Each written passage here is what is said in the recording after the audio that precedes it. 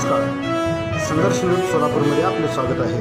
देशभरात CAA, NRC, NPRच्या विरोधात आंदोलन करणाऱ्या आंदोलकांवर खोटे गुन्हे रद्द करण्याची मागणी राष्ट्रीय मुस्लिम मोर्चाने राष्ट्रपती यांना करमाळा तहसीलदार समीर माने यांच्यामार्फत निवेदन देऊन केलेले आहे. लोकशाहीत सरकारच्या नीतींचा विरोध करण्याचा प्रत्येक नागरिकाला अधिकार आहे आणि याच अधिकाराचा वापर करत देशभरात CAA, NRC, NPR बिलाच्या विरोधात राष्ट्रीय मुस्लिम मोर्चा व अन्य लोकशाहीवर विश्वास ठेवणाऱ्या संघटना व पक्षांनी देशव्यापी आंदोलन करून CAA बिलाचा निषेध करीत सनदशीर पद्धतीने आंदोलन केले होते.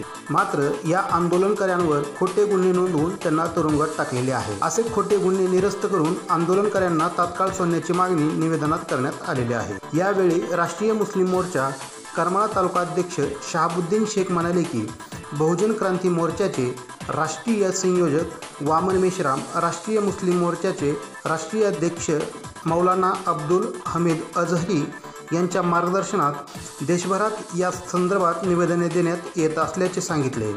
तसेच निवेदनात गोरखपूर प्रकरणात 70 बालकांचा प्राण वाचविणारे डॉक्टर कापिल खान, जमिया मिलिया इस्लामिया, अलीगढ मुस्लिम विश्वविद्यालयाचे विद्यार्थी यांच्यावरील खटले निरस्त करण्याचे निवेदनात नमूद करण्यात आलेले आहे.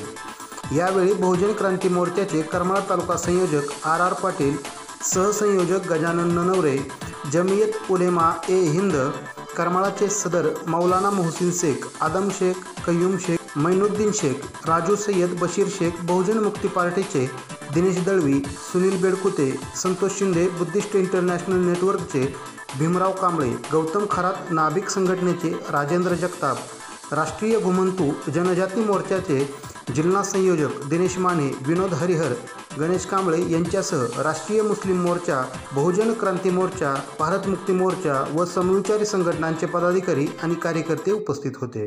जय मूल्य से साथियों, मैं राष्ट्रीय मुस्लिम मोर्चा करमाळा तालुका अध्यक्ष शहाबुद्दीन शेख जो आपके सामने अभी जो हमारे जो भारत के मूल्यवासी भाई है, यानी कि हमारे जो मुस्लिम समाज के जो लोग हैं, जिनको आज तक हमारे देश के जो शासन करती जमात है, जो सियासत खेल रही है, जब देश आज़ाद हुआ है तब से आज तक किसी न किसी मुद्दे को लेकर हम मुसलमान को टारगेट किया जाता है, झूठे केसेस में अंदर डाला जाता है और बेवजह हम लोगों को मुजरिम बना दिया जाता है. ना उसकी FIR करते हैं, ना कोई जांच पड़ताल होती है और हमारे मुस्लिम भाइयों को बेवजह जेल में डाला जाता है. इसी तहत हम समझते हैं कि हमारे को कांग्रेस अच्छी है, BJP अच्छी बुरी है, और असल में मेरे भाइयों ये दोनों भी एक ही सिक्के के दो पहलू हैं. मेरी बात ध्यान से सुनो भाइयों. जिस तरह एक ज़ख्म देता है, सोचो BJP ने ज़ख्म दिया तो हम क्या सोचते, मरहम के लिए कांग्रेस आता है, पर असल में कांग्रेस जो RSS की माँ है और RSS जिसने BJP को जन्मा है, तो क्या हुआ, BJP की नानी कांग्रेस हो गई. ये हम जानते हैं, ये हमें अनजान रहे, हमें जानना ज़रूरी है, क्योंकि हमें जो है पढ़ाया गया लिखाया गया अलग से. हमारा जो समाज मुसलमान समाज है, जो अनपढ़ है, गंवार है, इन्होंने सियासत में थोड़ा सा ध्यान देना चाहिए. देश की मौजूदा हालात को खोल कर देखना चाहिए, पढ़ना चाहिए कि हकीकत में चला क्या है हमारे देश में. इसके लिए हम मुसलमान भाइयों को जो आज तक अन्याय अत्याचार हम पर हुए हैं, इसके लिए आवाज़ उठाने वाला अगर कोई संगठन है तो वो है बामसिफ. इसके सदर है माननीय वामन मेश्राम जी, जिन्होंने हमारे इस भारत देश के अंदर बामसिफ के अलग अलग विंग्स बनाए हैं. उसी तरह उन्होंने SC, ST और OBC के 85% लोगों को इकट्ठा किया है और उनको सभी के अलग अलग संगठन बनाए हैं. उसी तरह उन्होंने राष्ट्रीय मुस्लिम मोर्चा नाम का जो संगठन बनाया है, जिसके सदर है मालेगांव के मौलाना अब्दुल हमीद अजहरी साहब, और उनके साथ सहयोग देने वाले सज्जाद नोमानी साहब भी हैं.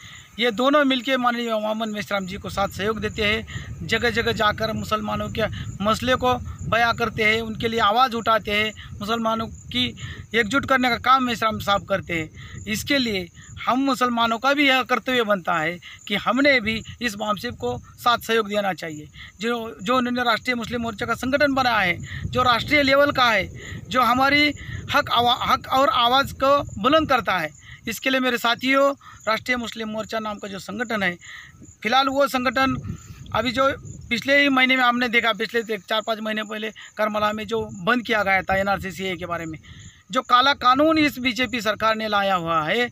हम मुसलमान, हम यहाँ के बाशिंदे हैं, फिर भी हमारे को यहाँ से कहते हैं कि तुम NRC दिखाओ, तुम्हारा CAA के अंदर तुम्हारे को बिल पेश करो। ये जो अंधा कानून चल रहा है देश के अंदर, इसके खिलाफ आवाज़ उठाने वाला यही एक संगठन है वामसिफ। NRC CAA के लिए तो यूपी के अंदर जो डॉक्टर काफिल खान है, जिन्होंने उसके खिलाफ आवाज़ उठाई, उनको कुछ पूछे नहीं क्या नहीं और उसको जेल में डाल दिया गया।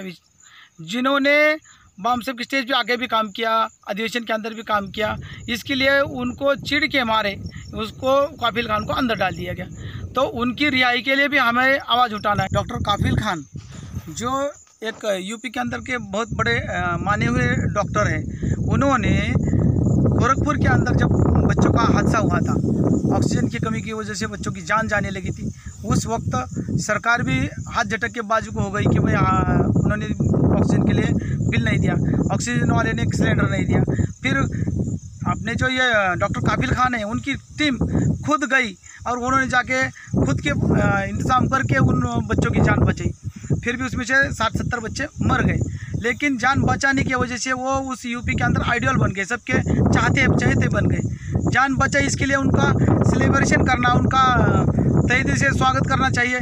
पर फिर भी वहाँ की जो सरकार है, उन्होंने झूठे केस में उसको अंदर डाला कि कहा गया कि तुम्हारी वजह से बच्चे मर गए, जबकि उनके वजह से बच्चों की जान बच गई। कुछ थोड़े बहुत बच्चे मर गए तो उनको उस पर थोपा गया, तो उनको जेल में डाला गया उस झूठे केस के अंदर। फिर भी काफिल खान को जेल के अंदर कोर्ट के अंदर पेश की हो गई और उनको बाइज्जत बरी कर दिया। उसी तरह उनको JNU के विद्यार्थी है, बाद में जामिया मिलिया के अलीगढ़ यूनिवर्सिटी के भी विद्यार्थी है, जिन्होंने जो प्रदर्शन किया है NRC CAA के बारे में, उनको झूठे केस में फंसाकर पूरे देश के अंदर जेल के अंदर डाला गया है इस बीजेपी सरकार ने। मौजूदा सरकार है जो हिटलरशाही के तरह बर्ताव कर रही है। और हम जो है डॉक्टर काफिल खान है, JNU के जो विद्यार्थी है, बाद में अलीगढ़ मुस्लिम यूनिवर्सिटी के जामिया मुस्लिम यूनिवर्सिटी के जो विद्यार्थी है, ये संविधान के दायरे में रहकर विरोध प्रदर्शन कर रहे थे NRC CAA के बारे में। फिर इनको झूठे केस में अंदर डाला गया है, क्योंकि ये सरकार संविधान को मानती ही नहीं है। इसलिए ये जो संगठन है वामसिफ, जो राष्ट्रीय मुस्लिम मोर्चा है, ये भारत के जो 35 राज्यों के अंदर, 550 जिले के अंदर और 4000 तहसीलों के अंदर 24 जुलाई से लेकर 31 जुलाई तक आंदोलन करने वाली है, जिसे हम सभी को साथ सहयोग देना है। और हमारे करमला शहर के अंदर 27 जुलाई को, यानी कि बरोज पीर के दिन, हम सभी तहसील में जाकर राष्ट्रीय मुस्लिम मोर्चा, भारत मुक्ति मोर्चा और बहुजन क्रांति मोर्चा के कार्यकर्ता जाकर निवेदन दे रहे हैं। आप सभी साथ देंगे, इस आशा और ईश्वर के साथ मैं अपने शब्दों को विराम देता हूँ। एक दुःखद बातमी। कृषी उत्पन्न बाजार समितीचे माजी सभापती रमणलाल दोशी यांचे वयाच्या 84व्या वर्षी दुःखद निधन झालेले आहे। त्यांचा अंत्यविधी विकासनगरच्या पाठीमागील स्मशानभूमी येथे अंतिम संस्कार करण्यात आलेला आहे। यावेळी अंत्ययात्रेत शहरातील सर्व व्यापारी वर्ग, काँग्रेस कमिटीचे जिल्हा सरचिटणीस सुनील बापू सावंत, करमाळा अर्बन बँकेचे चेअरमन कन्हैयालाल देवी, माजी नगराध्यक्ष आमोद शेठ संचेती, करमाळा अर्बन बँकेचे माजी उपाध्यक्ष फारुख जमादार आदी जण उपस्थित होते। रमणलाल दोशी हे माजी नगराध्यक्ष कैलासवासी गिरधरदास देवी यांचे कट्टर समर्थक होते। दोशी यांनी करमाळा अर्बन बँकेचे चेअरमन, गिरधरदास देवी विद्यालयाचे चेअरमन, श्री कमलादेवी औद्योगिक वसाहतचे चेअरमन, दक्षिण भारत जैन सभेचे उपाध्यक्ष, भुसार व्यापारी असोसिएशनचे अध्यक्ष, आदिनाथ पतसंस्थेचे चेअरमन अशी अनेक पदे भूषवलेली होती। तसेच त्यांनी सन 1980 साली काँग्रेस पक्षाच्या वतीने करमाळा विधानसभा निवडणूक लढवलेली होती। त्यांचे पश्चात पत्नी, 4 मुली, मुलगा, सून, नातवंडे असा परिवार आहे।